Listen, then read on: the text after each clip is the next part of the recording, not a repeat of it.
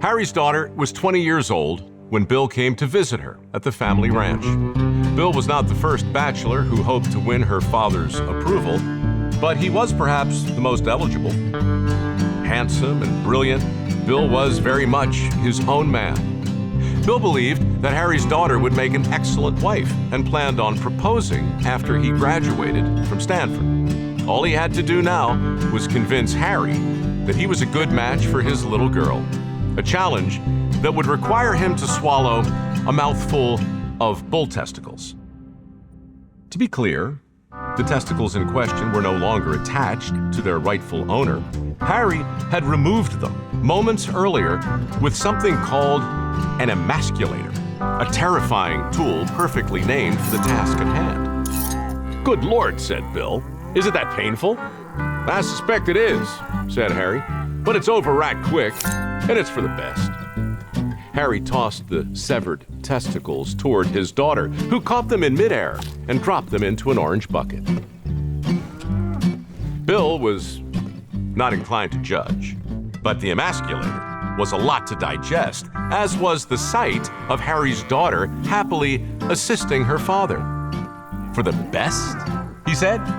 "With respect, sir, how can this be for the best?" "Well, for starters," said Harry, "it cures aggression. Bulls, stallions, boars, and rams are a lot easier to control when you turn them into steers, geldings, hogs, and barrels." Harry continued to talk while his daughter led another bull into the restraining gate. "It's also a question of trust," said Harry. "You can't turn your back on a bull. Know what I'm saying, Bill?" Bill thought he knew exactly what Harry was saying and tried to act casual when another pair of perfectly good testicles were cut from their home and tossed into the orange bucket. Again, Bill was not inclined to judge, but his visit to the family ranch was starting to feel like cruel and unusual punishment. Earlier that morning, he'd observed the branding and dehorning process, which had left him badly shaken. But neither of those procedures had prepared him for the sight of his future wife tugging on bulls' scrotums so Daddy could swoop in with the emasculator and turn them into steers. I mean, really? How much weirder could this day get? As if to answer that very question, Harry pulled an ice pick from his tool belt and harpooned several testicles from the orange bucket. "Come on over here, Bill. I got a treat for you." Bill considered running back to California, but, against his better judgment, followed Harry over to the branding station, where the impaled testicles were slowly turning over an open flame. Chestnuts, if you will, roasting on an open fire. "Some people call them Rocky Mountain oysters," said Harry. "They like them deep fried, covered with batter and seasoning. Me, I like them just like this, hot off the fire.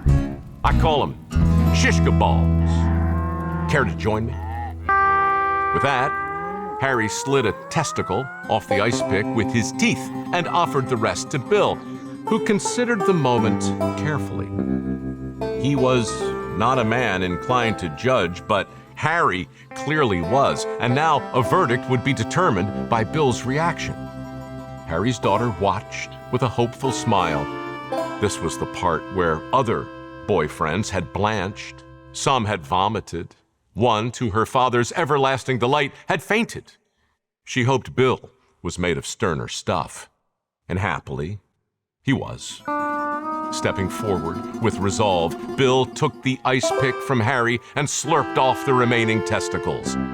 All of them. Alas, in his zeal to prove himself worthy, Bill's reach may have exceeded his grasp, for the shishka balls did not go down without a fight.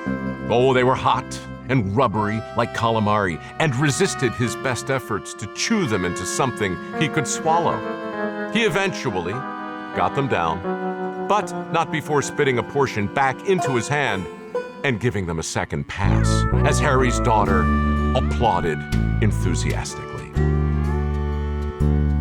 "Well done, Bill. Well done." Harry nodded his approval and extended a gnarled and sunburned hand. Welcome to the Lazy Bee, Bill. You come on back anytime. Bill was appalled, but not inclined to judge.